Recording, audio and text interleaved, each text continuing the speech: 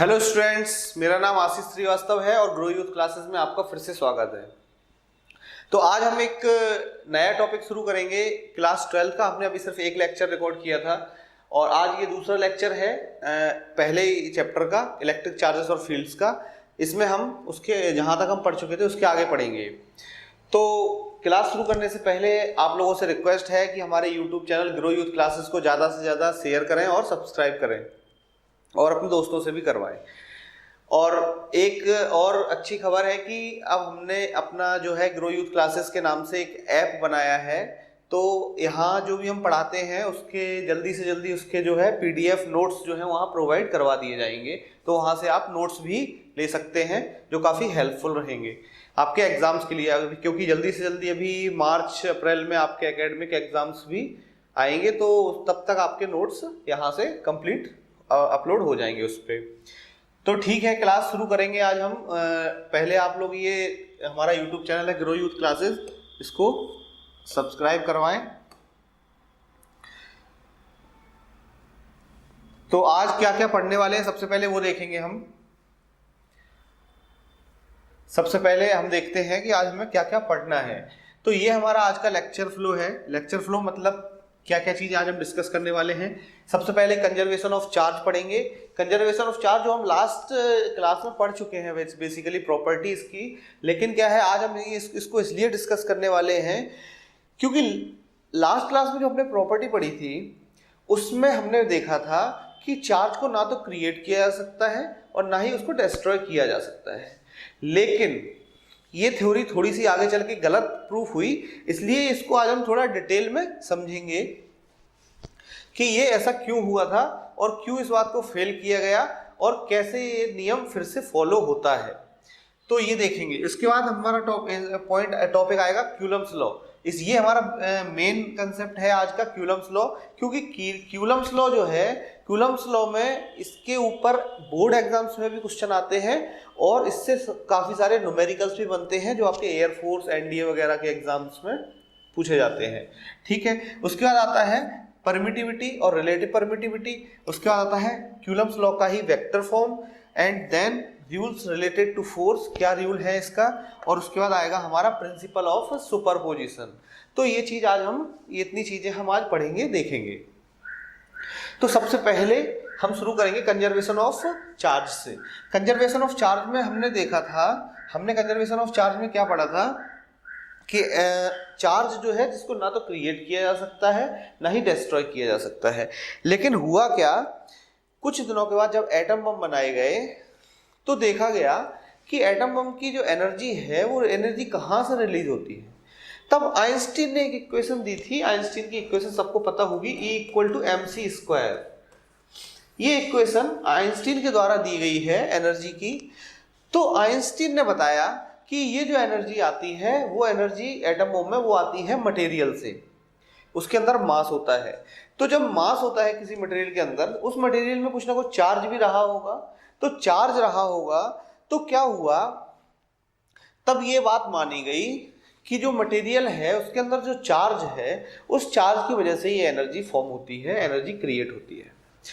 तो चार्ज जो था वो उसको डिस्ट्रॉय कैसे किया गया, क्योंकि चार्ज तो कभी डिस्ट्रॉय होता नहीं है। तो चार्ज अगर डिस्ट्रॉय नहीं होता तब एक चीज मानी गई कि एक और चीज है जिसको हमने नाम दिया पॉजिट्रॉन। तब सिर्फ इसको सोचा गया था, तब कुछ पता नहीं था। इसको नाम दिया गया था पॉजिट्रॉन। मतलब इसका ये है कि जितना चार्ज इलेक्ट्रॉन पे है नेगेटिव, उतना ही चार्ज प्लस में पॉजिट्रॉन पे है। अब उतना ही चार्ज पॉजिट्रॉन पे प्लस में है, प्रोटॉन पे भी होता है वो तो, लेकिन जितना इसका मास है 9.1 × 10⁻, सेम वही मास जो है इसका भी होगा पॉजिट्रॉन का। तो पॉजिट्रॉन का और इलेक्ट्रॉन का मास सेम होगा और चार्ज इस पे नेगेटिव इस पे पॉजिटिव होगा, इसलिए इसको नाम दिया गया पॉजिट्रॉन। तो ये नाम दिया गया, तब इसके बारे में कुछ पता नहीं था। लेकिन अब ये कैसे डिस्ट्रॉय हुआ ये देखना पड़ेगा हमें। तो क्या हुआ, उनका तब ये चीज मानी गई कि एटम के अंदर एक पॉजिट्रॉन है, एक इलेक्ट्रॉन है, और दोनों का जब कॉलिजन हुआ, दोनों जब एक दूसरे से बहुत तेजी से टकराएंगे, जब टकराएंगे तब क्या होगा, एनर्जी रिलीज होगी, वो डिस्ट्रॉय हो जाएंगे और वो एनर्जी के फॉर्म में चले जाएंगे। अब देखो, हम चार्ज को क्रिएट कर सकते हैं, लेकिन प्रॉपर्टी में क्या था कि टोटल चार्ज जो है वो क्या रहना चाहिए, कांस्टेंट रहना चाहिए, क्योंकि चार्ज को कभी बदला नहीं जा सकता, जितना है उतना ही रहेगा। तो अगर इस सिस्टम में हम देखें, हमारा नेट चार्ज कितना है, ये माइनस का है, ये प्लस का है, तो नेट चार्ज कितना हो गया, 0। अब 0 नेट चार्ज हो गया। जब इन दोनों का कॉलिजन होगा, ये यहां से आएगा, ये यहां से आएगा, और ये दोनों आपस में जब टकराएंगे तो यहाँ एक गामा रे निकलेगी, यहाँ भी गामा रे निकलेगी। मतलब क्या है, टोटल कुल मिलाकर एनर्जी निकलेगी, एनर्जी रिलीज होगी। और अगर एनर्जी रिलीज होगी, अगर एनर्जी इधर रिलीज होगी, तो इसका मतलब ये हुआ कि ये चार्ज जो है वो क्या हो गए, डिस्ट्रॉय हो गए। डिस्ट्रॉय हो गए तो बाद में जब एनर्जी रिलीज हुई तो नेट चार्ज कितना निकला, इधर भी कोई चार्ज नहीं है, इधर भी कोई चार्ज नहीं है, मतलब एनर्जी जब निकली तो कोई चार्ज नहीं था, तो नेट चार्ज कितना था, 0। और कॉलिजन से पहले नेट चार्ज कितना था, 0, क्योंकि ये नेगेटिव ये पॉजिटिव। तो जब नेगेटिव पॉजिटिव दोनों का नेट चार्ज पहले भी 0 था, बाद में भी 0 था, यानी कि नेट चार्ज इज कांस्टेंट, पहले भी 0 था, बाद में भी 0 था। जितने नंबर ऑफ इलेक्ट्रॉन थे उतने नंबर ऑफ पॉजिट्रॉन थे, वो आपस में कोलाइड हुए, कॉलिजन हुआ उनका और एनर्जी रिलीज हुई। ठीक है, तो ये एक बहुत बड़ी बात है कि इससे हमें क्या पता चला कि चार्ज को डिस्ट्रॉय किया गया। बट एक इसमें चीज जो याद रखने वाली है वो ये है कि we find that charge in pair can be created and destroyed। Charge को डिस्ट्रॉय भी किया जा सकता है और क्रिएट भी किया जा सकता है, बट इन पेयर। हमेशा अगर चार्ज डिस्ट्रॉय हो रहा है तो पेयर में डिस्ट्रॉय होगा, और अगर क्रिएट हो रहा है तब भी पेयर में ही क्रिएट होगा। ये इसकी प्रॉपर्टी है चार्ज की। अगर चार्ज को डिस्ट्रॉय कर रहे हैं हम, तो या तो वो डिस्ट्रॉय होगा तब भी पेयर में होगा, और क्रिएट होगा तब भी पेयर में होगा। तो ये दोनों एग्जांपल हम देख लेते हैं। इसको हमने नाम दिया है pair annihilation and pair production. Pair annihilation का मतलब डिस्ट्रॉय होना पेयर में, और पेयर प्रोडक्शन का मतलब क्रिएट करवाना पेयर में। तो कैसे क्रिएट और कैसे डिस्ट्रॉय हुआ, देखो ये हमने देखा, एक इलेक्ट्रॉन एक पॉजिट्रॉन, दोनों जब आपस में टकराएंगे तो गामा रेज निकली, यानी कि फोटोन निकले, एनर्जेटिक फोटोन। एनर्जेटिक फोटोन वहां से निकलेंगे, एनर्जी रिलीज हुई, यही हमारे एटम बॉम्ब में होता है। ठीक है, ये पेयर में हमारा इलेक्ट्रॉन और पॉजिट्रॉन आपस में कोलाइड करते हैं, तब ये होता है। इसको हमने इस प्रोसेस का नाम दिया पेयर एनिहिलेशन। इसके बाद आता है pair production. In the process of pair production the energy of photon meets the matter like platinum. अच्छा, ये इमेज किसी और का और कोई एग्जांपल ले लिया है। मान के चलो यहाँ प्लेटिनम के है, ये न्यूक्लियस है जो भी है, ये प्लेटिनम की प्लेट है, इस पे हमने एनर्जी दी, एनर्जी इसकी तरफ हमने डाली रे।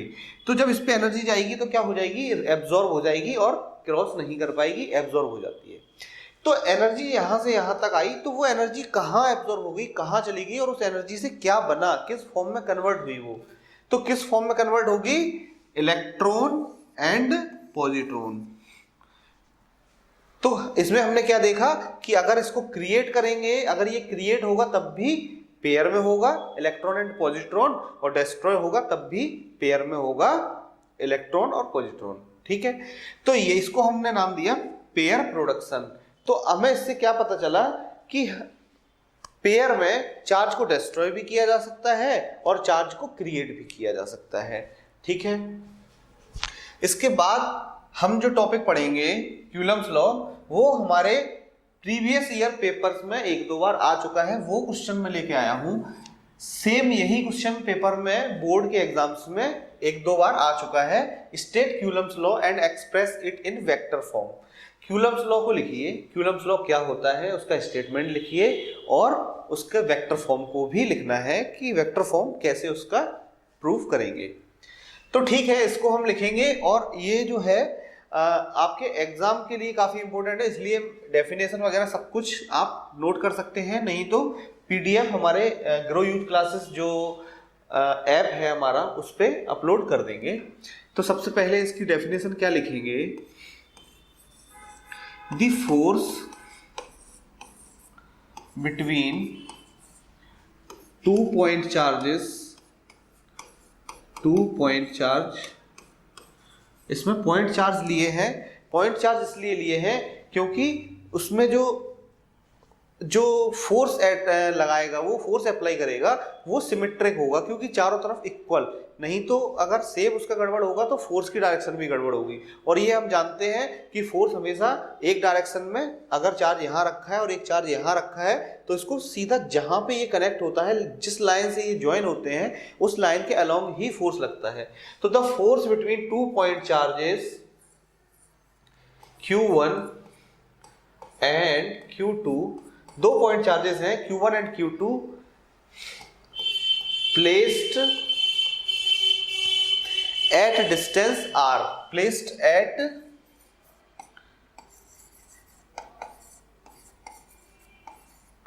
Distance R।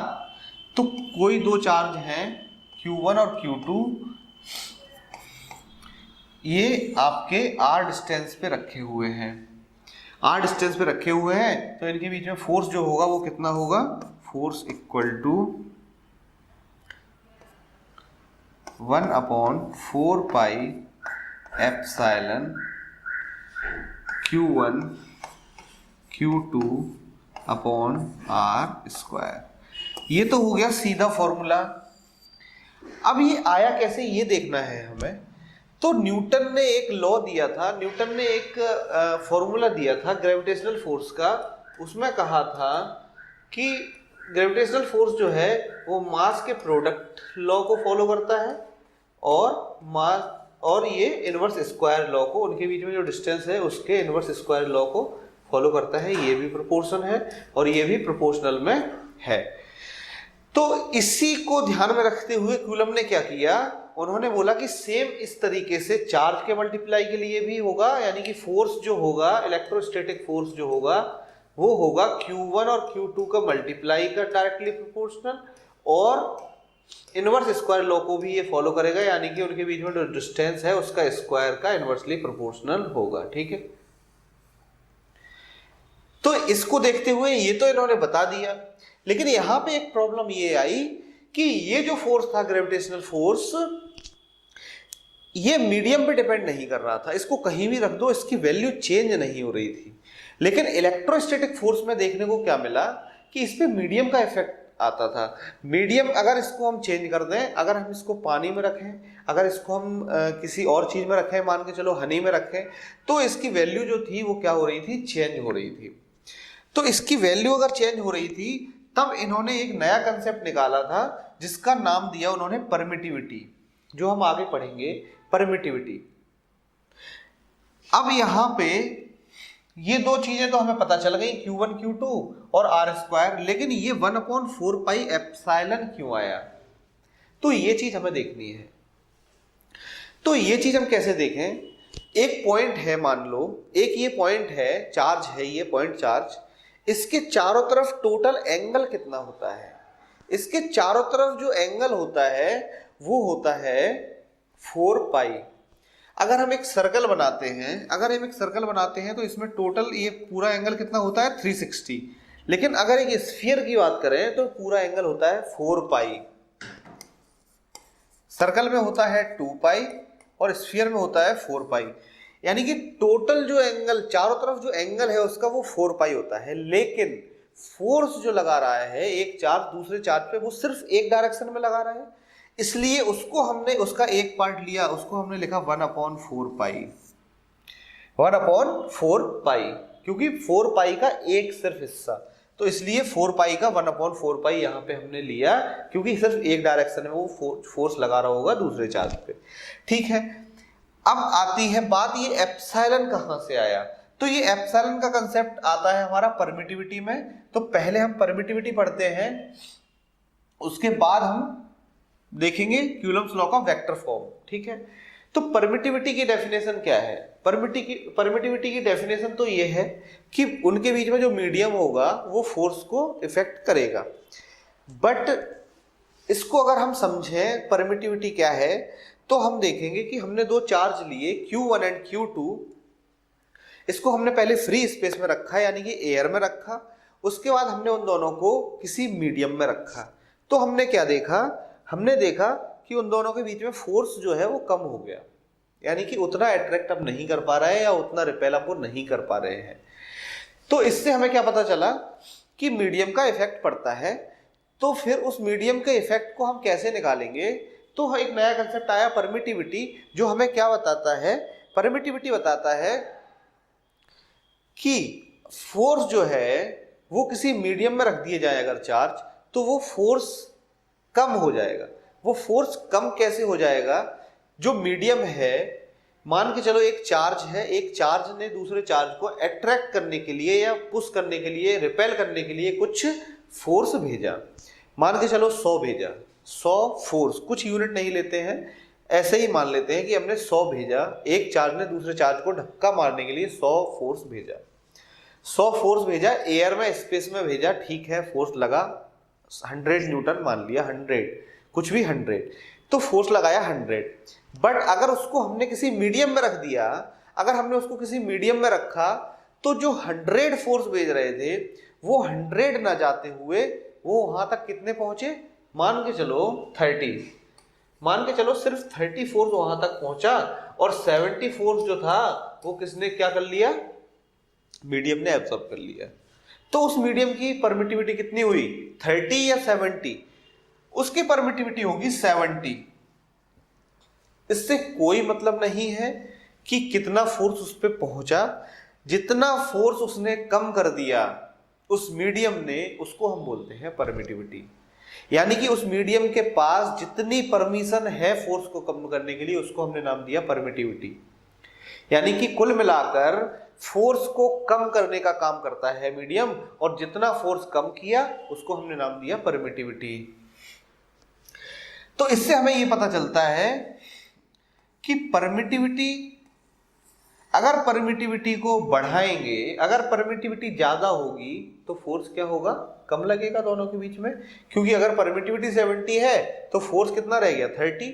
अगर परमिटिविटी यहाँ पे 80 हो जाएगी तो यहाँ 20 रह जाएगा, अगर यहाँ पे 40 कर दे तो यहाँ पे 60 आ जाएगा।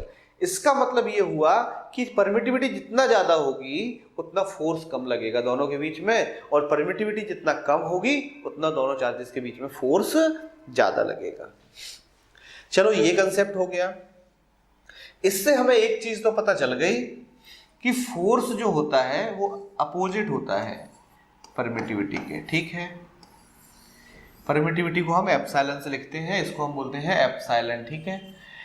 अब क्या हुआ, इससे हमें ये चीज पता चल गई कि अपोजिट होता है, तो हम बोले कि एयर में फोर्स सबसे ज्यादा लगता है। एयर में दो चार्ज रखे हैं, एयर में उनके बीच में फोर्स मैक्सिमम होगा। Fe जो है इलेक्ट्रोस्टैटिक फोर्स है, वो कितना होगा, मैक्सिमम होगा, मैक्सिमम होगा।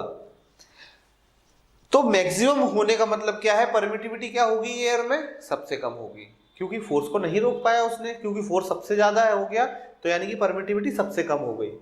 तो ये क्वेश्चन भी कई बार एग्जाम में देखने को मिल जाता है कि बताइए दो चार्जेस के बीच में फोर्स मैक्सिमम कहां पे होगा। ऑप्शन में आएगा वाटर, मिल्क, हनी, एयर, कुछ भी। तो आपको सीधा एयर पे ऑप्शन टिक करना है कि एयर में जो है वो फोर्स, इलेक्ट्रोस्टैटिक फोर्स सबसे ज्यादा होगा। अगर यही चीज परमिटिविटी की पूछी जाएगी, परमिटिविटी कहाँ पे किसकी ज्यादा होती है कम होती है, तो परमिटिविटी सबसे कम एयर की होती है या फ्री स्पेस की होती है, लगभग सेम, ठीक है, एयर या फ्री स्पेस की। अब किसी मीडियम के लिए परमिटिविटी लिखना है तो हम एप्सिलॉन एम से लिख देते हैं।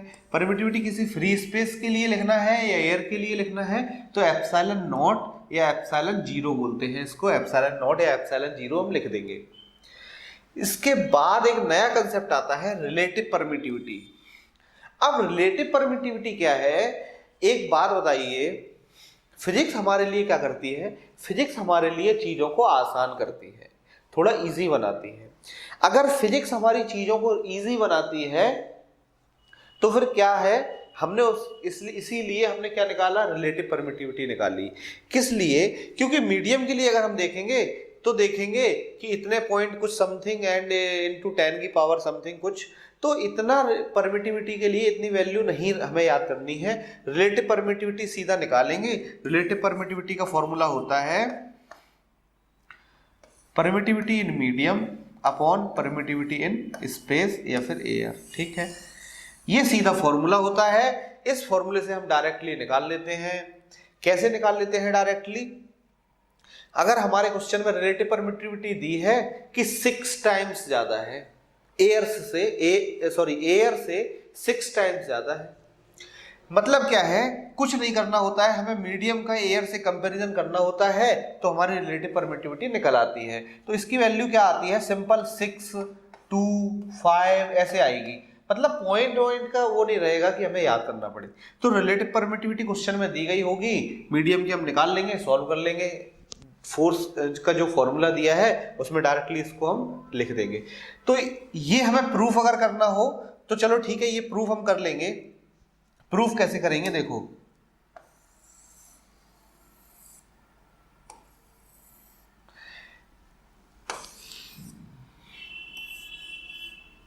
ठीक है। अब इसको प्रूफ कैसे करेंगे देखो, अगर यहां पे मीडियम ऊपर है परमिटिविटी, हमने अभी क्या देखा था कि फोर्स जो है वो इनवर्सली प्रोपोर्शनल होता है परमिटिविटी का। अगर परमिटिविटी ज्यादा है तो कम, कम है तो फोर्स ज्यादा।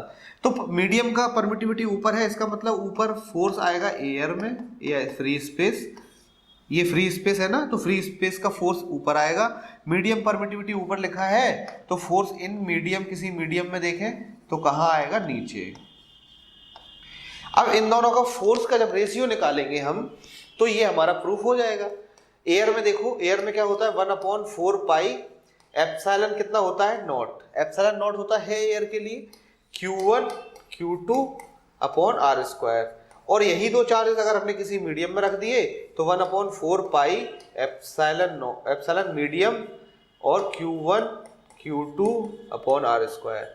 तो ये इससे ये कट जाएगा और ये 1/4 पाई से 1/4 पाई, 1 एप्सिलॉन नॉट है तो एप्सिलॉन एम ऊपर जाएगा और हमारा ये निकल आएगा epsilon M upon epsilon naught. और इससे अगर हम देखें,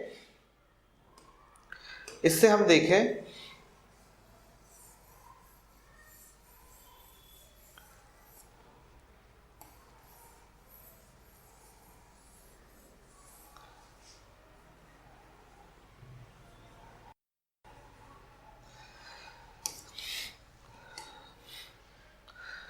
इससे हमारा एक फॉर्मूला बन जाता है क्या, कि किसी मीडियम की परमिटिविटी अगर हमें निकालना है तो relative permittivity into permittivity in air और फ्री स्पेस, ये हमारा कंसेप्ट सिंपली बन जाता है। ठीक है, क्वेश्चन में सीधी वैल्यू रखेंगे इसकी हम। अगर किसी मीडियम में हमें फोर्स निकालना है, मान लो कि हमें किसी अगर मीडियम में फोर्स निकालना है तो क्या, कैसे निकालेंगे,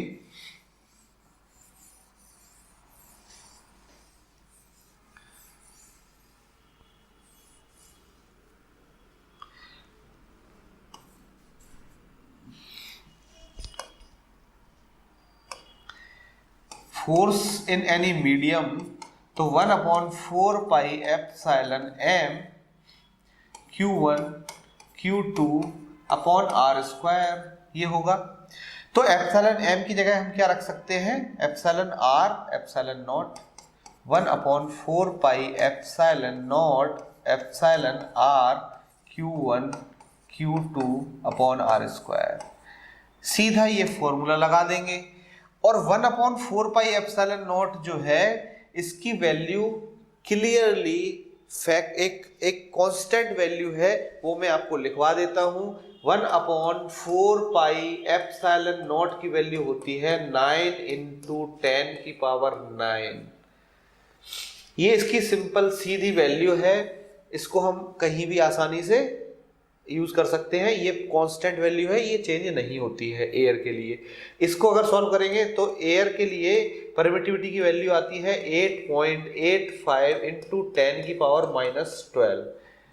अब अगर परमिटिविटी की बात की जाए, परमिटिविटी का हमें क्या निकालना हो, अगर हमें इसकी यूनिट निकालनी हो तब क्या करेंगे, यहां परमिटिविटी है यहाँ पे परमिटिविटी है फॉर्मूले में, और इसको अगर उस तरफ ले जाएंगे तो क्या आएगी परमिटिविटी, परमिटिविटी यहाँ आ जाएगी, और यहाँ अगर देखेंगे तो क्या आएगा, ऊपर क्यूलम स्क्वायर है अपॉन न्यूटन, फोर्स का न्यूटन आएगा, और आर स्क्वायर यानी कि मीटर स्क्वायर। तो इसकी यूनिट क्या बनी, क्यूलम स्क्वायर पर न्यूटन पर मीटर स्क्वायर। तो ये इसकी यूनिट तो हम इस फॉर्मूले से निकाल ही सकते हैं आसानी से, लेकिन कुल मिला के हमें ये फॉर्मूला याद रखना है। तो अब क्या होगा, जो नेक्स्ट लेसन में जो हम न्यूमेरिकल्स करेंगे ज़्यादा से ज़्यादा, क्यूलम्स लॉ के न्यूमेरिकल हैं, रिलेटिव परमिटिविटी के न्यूमेरिकल हैं, और भी जो न्यूमेरिकल जो पहले करवा चुके हैं क्लास, उस पर जो न्यूमेरिकल आएंगे, तो वो न्यूमेरिकल या क्वेश्चन जो सॉल्व करेंगे उसमें हम इसकी मान लो रिलेटिव परमिटिविटी हमें दी होगी, एयर की हमें पता है कितनी होती है ये, तो मीडियम की हम निकाल सकते हैं, परमिटिविटी मीडियम की हमें निकालना होगा तो इसलिए हम निकाल सकते हैं और उसको सॉल्व कर लेंगे। ठीक है, तो ये हमारा था परमिटिविटी का कंसेप्ट। अब पेपर में जो आ चुका है कि क्यूलम्स लॉ का वेक्टर फॉर्म भी लिखना है हमें, तो क्यूलम्स लॉ का वेक्टर फॉर्म लिखने के लिए आगे बढ़ेंगे, यहां हम देखेंगे vector form of Coulomb's law.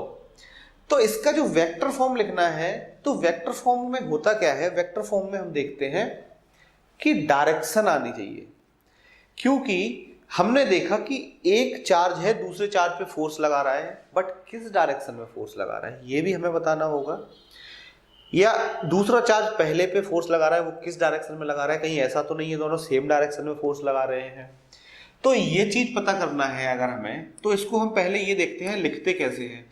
एक चार्ज ये है, एक चार्ज ये है, इसको हमने नाम दिया Q1, इसको नाम हमने दिया Q2, और ये जो लाइन है इन दोनों को जोड़ती है। तो लाइन हमेशा याद रखना, दो चार्जेस के बीच में जो फोर्स होगा वो हमेशा स्ट्रेट लाइन में होगा, जिस लाइन को वो दोनों चार्ज को जो जोड़ रहे होंगे। ठीक है, तो यहाँ पे हमने देखा इन दोनों के बीच में अगर डिस्टेंस की बात करें तो इसको हम लिखेंगे R21। R21 कौन से को लिखेंगे, जब यहां से इस तरफ की डिस्टेंस हम काउंट कर रहे हैं। अगर हमने ये वाली डिस्टेंस मेजर करनी है तो इसको हमने नाम दिया R21। पहले क्या आया, जिसकी तरफ हम जा रहे हैं वो पहले लिखा, और जहां से हम जा रहे हैं वो हमने बाद में लिखा। सिमिलरली ये वाला इस पे जो फोर्स लगाएगा वो कितना लगाएगा, F21, मतलब फर्स्ट चार्ज के द्वारा लगाया गया किस पे, सेकंड वाले पे, यानी कि ऑन, इसका मतलब है ऑन जिस पर लगाया जा रहा है, और ड्यू टू इसको बोलते हैं ड्यू टू 1, यानी कि force on two due to first charge, यानी कि इस पे जो फोर्स लगा, अगर दोनों पॉजिटिव चार्ज हैं तो इस पे इस तरफ फोर्स लगेगा, इस पे इस तरफ फोर्स लगेगा। इसको नाम दिया F21 वेक्टर में, इसको नाम दिया हमने F12, क्योंकि 1 पे फोर्स लगाना, यानी कि 1 मतलब ऑन ड्यू टू 2।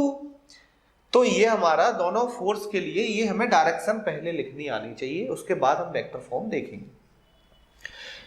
अब यहां अगर हम मान के चलो एक पॉइंट चार्ज ये है, एक पॉइंट चार्ज ये है, एक पॉइंट ये चार्ज है, Q1, Q2 एंड Q3। अब एक बात बताइए, ये जो फोर्स है, यहां से अगर फोर्स देखें, इस पे फोर्स लगाया जाएगा, वो किस तरफ लगाया जाएगा, इस तरफ। ठीक है, क्योंकि अगर ये दोनों सेम है, अगर ये दोनों सेम है तो ये इस पे फोर्स लगाएगा इस तरफ, और इसका नाम हम क्या देंगे, फोर्स ऑन। ऑन क्या है, 2 ड्यू टू 3, यानी कि force on 2 due to charge 3। इस पे फोर्स देखेंगे, अगर इस पे देखेंगे तो क्या आएगा, या इसके द्वारा इस पे जो फोर्स लगेगा वो इस डायरेक्शन में लगेगा, इसका नाम क्या होगा, F ऑन 2 ड्यू टू 1। तो ये हमें पहले नाम लिखना आना चाहिए कि फोर्स हम किस डायरेक्शन में ले रहे हैं, उस डायरेक्शन में उसको हम कैसे लिखते हैं। तो ऑन जिस पे फोर्स लग रहा है वो हम पहले लिखते हैं, जिस पे फोर्स नहीं लग रहा है, जिसके द्वारा फोर्स लगाया जा रहा है उसको हम बाद में लिखते हैं। ठीक है, इसके बाद अब हम लिखेंगे अपना जो है, अब हम लिखेंगे इसकी वेक्टर फॉर्म क्या होगी। तो वेक्टर फॉर्म लिखने के लिए हमने क्या देखा, दो चार्ज थे, दोनों के बीच में डिस्टेंस इस तरफ से इस तरफ देख रहे हैं, अगर ये Q1 है, ये Q2 है, अगर इन दोनों के बीच में हम देख रहे हैं तो क्या देखते हैं कि इनके बीच में डिस्टेंस हम लिखते हैं r21 वेक्टर, r21 वेक्टर। ठीक है, r21 वेक्टर लिख दिया। अगर हम इसमें फोर्स की बात करें, ये वाला फोर्स क्या, F21, यानी कि F21 कौन सा है, फोर्स ऑन 2 ड्यू टू 1।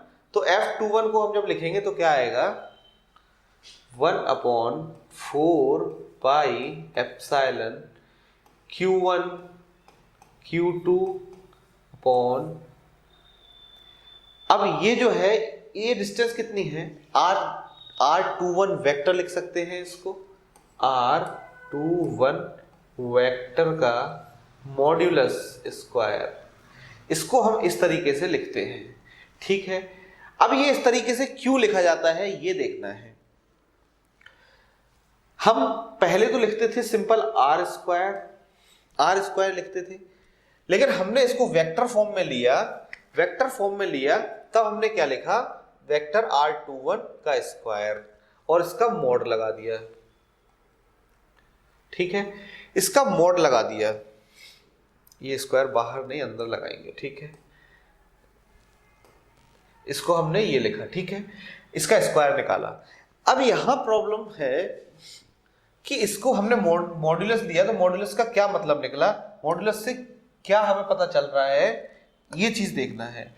तो होता क्या है, जब हम यहां पे लिखते हैं F equal to 1/4 pi epsilon Q1 Q2 upon r square, ये हमें क्या बताता है, ये स्केलर क्वांटिटी है और ये हमें बताती है कि इसमें डायरेक्शन है या नहीं, इसे नहीं पता। यानी कि ये हमें ये नहीं बता पाती है कि इसमें डायरेक्शन है या नहीं है, लेकिन ये है, इससे हमें पता चलता है कि डायरेक्शन है, लेकिन उसका सिर्फ हमने मैग्नीट्यूड लिया है। मॉड्यूलस में लिख दिया मतलब सिर्फ मैग्नीट्यूड ले रहे हैं। यही डिफरेंस होता है स्केलर में, और ये भी स्केलर बना दिया, लेकिन कैसे, मॉड्यूलस लगाया, मतलब मॉड्यूलस लगाने से हमें ये पता चला कि डायरेक्शन तो है, बट मॉड्यूलस लगा के हमने इसकी सिर्फ मैग्नीट्यूड वैल्यू ली है। ठीक है, अब हमने सोचा कि नहीं, हमें तो सिर्फ और सिर्फ वही लिखना है जो हम अभी तक लिखते आए हैं, उसके अलावा हम कुछ नहीं लिखेंगे। अगर हम उसके अलावा कुछ नहीं लिखेंगे तब हम ये फॉर्मूला कैसे लिख सकते हैं, तब हम ये फॉर्मूला लिख सकते हैं कि F21 vector equal to 1/4 pi epsilon Q1 Q2 upon r square. लेकिन ये वेक्टर फॉर्म नहीं हुआ, तो इसको वेक्टर फॉर्म में लिखने के लिए क्या करते हैं, हम यहाँ पे यूनिट वेक्टर लिख देते हैं, क्योंकि यूनिट वेक्टर से कुछ फर्क नहीं पड़ता। यूनिट वेक्टर हमें ये बता देता है कि इसमें क्या है, डायरेक्शन भी है। ठीक है, यूनिट वेक्टर हमने लिख दिया, ये हमारा वेक्टर फॉर्म हो गया, इसका वेक्टर फॉर्म हो गया। लेकिन ये वेक्टर फॉर्म अगर हो गया, हमें r कैप की वैल्यू नहीं दी है, यानी कि यूनिट वेक्टर की वैल्यू अगर हमें नहीं दी है, तब हम कैसे लिखते हैं। तो इसका एक सिंपल एक फॉर्मूला होता है। यूनिट वेक्टर क्या होता है, यूनिट वेक्टर होता है फुल वेक्टर, सॉरी इसको हटाओ, इसको लिखते हैं फुल वेक्टर अपॉन वेक्टर का मॉड्यूलस, वेक्टर का मॉड्यूलस। ये यूनिट वेक्टर का फॉर्मूला है जो कि हम 11th क्लास में वेक्टर में पढ़ते हैं। जब हम 11th क्लास के चैप्टर में वेक्टर पढ़ाएंगे उसमें हम ये सारी चीजें डिटेल में समझेंगे। तो अभी इतना फॉर्मूला हमें याद रखना है कि यूनिट वेक्टर को अगर हम वेक्टर फॉर्म में लिखना चाहें तो इस तरीके से लिख सकते हैं। अब हमें अगर वेक्टर दिया गया है तो इसको हम कन्वर्ट करके लिख सकते हैं, कैसे, F21 equal to 1/4 pi epsilon Q1 Q2, ये तो सिंपल वही लिखना है, अपॉन r स्क्वायर को मॉड्यूलस r मैंने बताया था लिख सकते हैं, मॉड्यूलस r21 वेक्टर का स्क्वायर लिख सकते हैं इसको। इनटू यूनिट वेक्टर को क्या लिखेंगे, आर का फुल वेक्टर अपॉन आर का मॉड्यूलस, आर वेक्टर का मॉड्यूलस। अब ये स्क्वायर और ये सिंगल एक पावर, इसकी 2 पावर, इन दोनों को ऐड करके हम फॉर्मूला कैसे लिख सकते हैं, F21 equal to 1/4 pi epsilon Q1 Q2 upon R21 vector का क्यूब और साथ में फुल वेक्टर।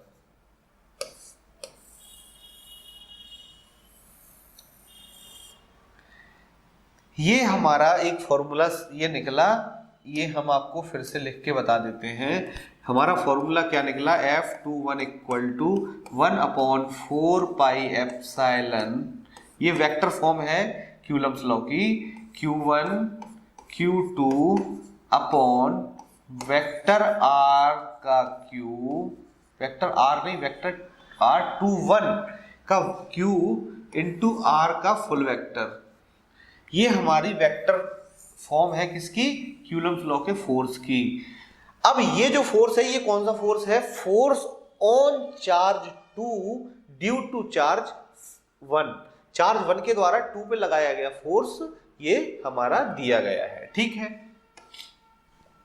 इसके बाद अगर हम लिखेंगे 1 2, सिंपली 1 2 लिखेंगे तो 1/4 पाई एप्सिलॉन 2 1 की जगह 1 1, ये भी R21 है, तो ये सिंपल हो जाएगा क्या, Q1 Q2 अपॉन R12 का वेक्टर का मॉड्यूलस का क्यूब और यहाँ पे R12 फुल वेक्टर, ये दोनों फॉर्मूले हो जाएंगे, ठीक है।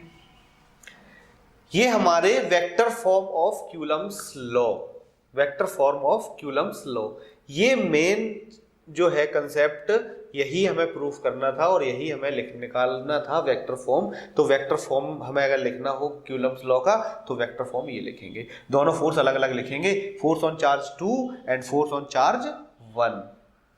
लिख देता हूं यहां पे, इस ये है हमारा force on charge 2 due to charge 1, due to charge 1, और सिमिलरली यहां पे लिखा जाएगा force on charge 1 due to charge 2।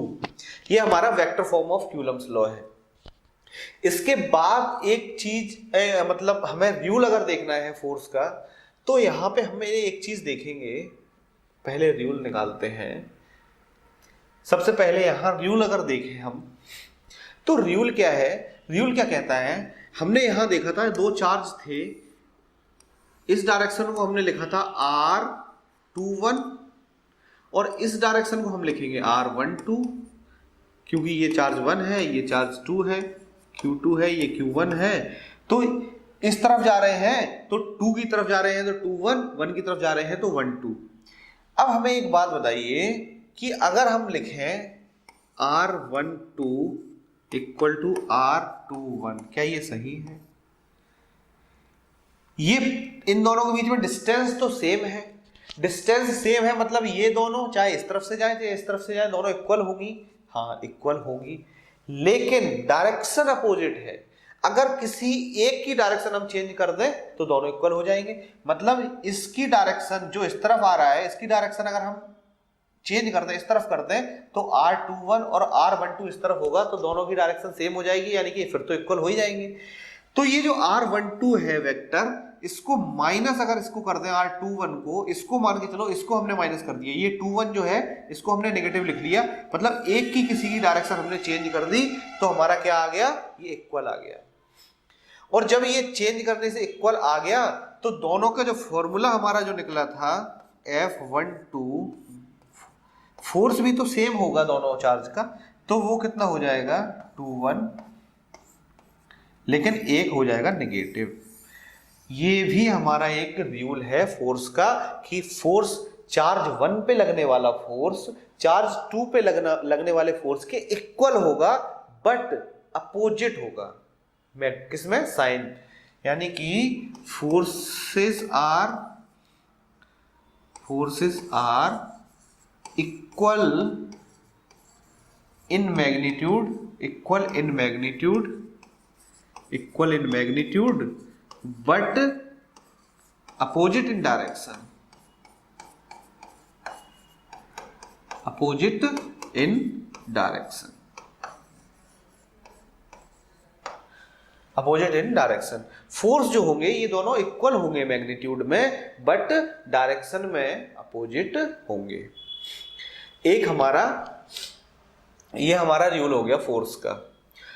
दूसरा रूल अगर हम देखें तो दूसरा रूल हमारा क्या कहता है कि अगर दो चार्ज है, यहां पे एक चार्ज है और यहां पे चार्ज है, इसको पहले क्लियर कर देते हैं। मान के चलो दो चार्ज है, एक ये चार्ज है Q1, एक ये चार्ज है Q2। ये अगर नेगेटिव चार्ज है, हाँ ये नेगेटिव चार्ज है मान लो, ये पॉजिटिव है, और यहां पे भी कोई Q3 चार्ज है, ठीक है। ये इस पे फोर्स लगा रहा है कितना, 100 न्यूटन। सपोज कि ये इस पे 100 न्यूटन फोर्स लगा रहा है, किसकी तरफ, अपनी तरफ, क्योंकि ये अट्रैक्ट कर रहा है, ठीक है। 100 न्यूटन चार्ज फोर्स लगा रहा है, और ये भी अगर नेगेटिव चार्ज है और ये 60 न्यूटन लगा रहा है, या फिर कहें ये भी पॉजिटिव चार्ज मान लो, अगर ये पॉजिटिव चार्ज मान लें हम, तो ये फोर्स लगा रहा है 60 न्यूटन। या यहां पे एक और चार्ज है Q4, वो इस पे चार्ज लगा रहा है इस तरफ। तो इससे हमें क्या पता चलता है, the force between two charges is independent of presence of any other charge. इसको क्रॉस कर दो, of presence of any other charge. देखो अगर ये वाला चार्ज है, इस पे फोर्स लगा रहा है, वो 100 न्यूटन लगा रहा है, तो वो 100 न्यूटन ही लगाएगा, चाहे उसके अलावा कितने भी चार्ज और रखे हों। ये है Q3, ये है Q4, ये जितने फोर्स लगा रहे हैं उन्हें लगाने दो, लेकिन ये जो फोर्स इस पे लगाएगा वो 100 न्यूटन ही लगाएगा। ऐसा नहीं है कि यहाँ पे कोई और चार्ज आ गया तो ये चार्ज कम कर देगा, ये फोर्स कम कर देगा। यानी कि ये जो चार्ज है वो इस पे भी फोर्स लगा रहा होगा, तो इसका मतलब ये नहीं है कि इसका फोर्स ये कम हो जाएगा। अगर ये इस पे 100 न्यूटन लगा रहा है तो 100 न्यूटन ही लगाएगा। यानी कि दो चार्ज एक दूसरे पे जो फोर्स लगा रहे हैं उसको कम ज्यादा नहीं किया जा सकता। वो एक दूसरे पे उतना ही लगाएंगे, तीसरा आ जाए उस पर अलग से फोर्स लगाएंगे, या तीसरा जो आएगा वो उस पर अलग से फोर्स लगाएगा, लेकिन उन दोनों के फोर्स पे कोई इफेक्ट नहीं आएगा। यही दो रूल जो मेन है वो हमारे रूल्स हैं फोर्स के रिलेटेड, ठीक है। दोनों रूल हमने पढ़ लिए हैं। इसके बाद आता है हमारा प्रिंसिपल ऑफ सुपरपोजिशन। अगर हम प्रिंसिपल ऑफ सुपरपोजिशन की बात करें तो प्रिंसिपल ऑफ सुपरपोजिशन क्या कहता है कि force on a charge is the vector sum of forces due to different charges around it. मतलब इसका ये हुआ कि अगर बहुत सारे चार्ज हैं, मान के चलो यहाँ बहुत सारे चार्ज हैं, अगर हमें इस पे कोई फोर्स निकालना है, ये 1 है Q1, अगर ये Q1 है तो इस पे अगर हमें फोर्स निकालना है तो हम जो इस पे जो नेट फोर्स लगेगा वो कितना लगेगा, वेक्टर सम, यानी कि नेट फोर्स जो लगेगा नेट ऑन चार्ज 1 वो कितना लगेगा, F12 सेकेंड चार्ज के द्वारा। मान के चलो ये Q1 है, ये Q2 है, ये Q3 है, ये Q2 है, ये Q3 है, ये Q4 एंड ये Q5। तो इस पे पांचों के द्वारा जो चार्ज लग रहा होगा वो कैसे निकलेगा, देखो charge force on 1 due to 2 plus force on 1 due to 3 plus force on 1 due 4 plus force on 1 due to 5, ठीक है। ये चारों फोर्सों को जब ये जो चार फोर्स हैं इनका हम वेक्टर सम निकालेंगे तो हमें क्या पता चल जाएगा कि 1 पे कितना नेट फोर्स लग रहा है। तो F net on 1, F net on charge 1, तो कैसे, देखो इसको अगर हम लिखें तो 1/4 पाई एप्सिलॉन, एप्सिलॉन की वैल्यू तो अब एयर मान के चल रहे हैं तो एप्सिलॉन नॉट भी लिख सकते हैं। तो Q1 Q2 अपॉन R। अब F12 लिखा है तो यहाँ पे R12 आएगा, R12 आएगा, R12 का मॉडुलस वेक्टर का क्यूब और यहाँ पे R12 वेक्टर आएगा, ठीक है, plus 1/4 pi epsilon Q1 Q3 upon R13 vector का क्यूब R13 ये वेक्टर। ऐसे ही यहाँ पे 4 के लिए आएगा प्लस ऐसे ही 5th के लिए आएगा, यानी कि वेक्टर सम निकालेंगे इसका, सब में 1/4 पाई एप्सिलॉन कॉमन आ जाएगा, सबके वेक्टर सम करेंगे तो हमारा इस पे क्या लगेगा, नेट चार्ज। अब क्या है, ये हम अभी ऐसे नहीं समझ सकते, इसके जब हम न्यूमेरिकल करेंगे तब ये हम वेक्टर सम कैसे करते हैं वो हम आगे देखेंगे। और एक चीज हमारी इसमें रह गई है, पोजीशन वेक्टर। पोजीशन वेक्टर कैसे निकालते हैं, मान के चलो ये हमारा कोऑर्डिनेट में बोला है कि एक कोऑर्डिनेट ये है, एक कोऑर्डिनेट यहाँ पे 2 चार्ज रखे हैं, तो ये ये इस पे हम पोजीशन वेक्टर से कैसे इन दोनों का फोर्स निकालेंगे तो वो हम नेक्स्ट क्लास में देख लेंगे, इसके पोजीशन वेक्टर से कैसे इसको सॉल्व करते हैं। आज की क्लास हम यही खत्म करते हैं। और इसकी अगर हम बात करें, इस पे जो फोर्स लगेगा, चार्ज 1 पे जो फोर्स लगेगा नेट चार्ज, वो हम क्या करेंगे, उसके लिए हम कुछ न्यूमेरिकल लाएंगे नेक्स्ट क्लास में। अब हम क्यूलम्स लॉ के, परमिटिविटी के और ये वेक्टर फॉर्म के न्यूमेरिकल सॉल्व करेंगे, मिसलिनियस न्यूमेरिकल सॉल्व करेंगे, जो कि आपके एग्जाम के लिए काफी इंपॉर्टेंट होंगे, क्योंकि एनसीईआरटी की बुक में जो एग्जाम्पल दिए हैं वो भी बहुत अच्छे हैं और एग्जाम में आते भी हैं, तो वो अगर हम सॉल्व कर लेंगे कुछ तो हमें उससे थोड़ी हेल्प मिल जाएगी। तो आज की क्लास हम प्रिंसिपल ऑफ सुपरपोजिशन यहीं तक खत्म करते हैं। इसके बाद नेक्स्ट क्लास में हम 2 चीजें सबसे पहले शुरू करेंगे, ये पोजीशन वेक्टर का कंसेप्ट थोड़ा सा समझ लेंगे 2-4 मिनट में, उसके बाद हम शुरू करेंगे न्यूमेरिकल्स।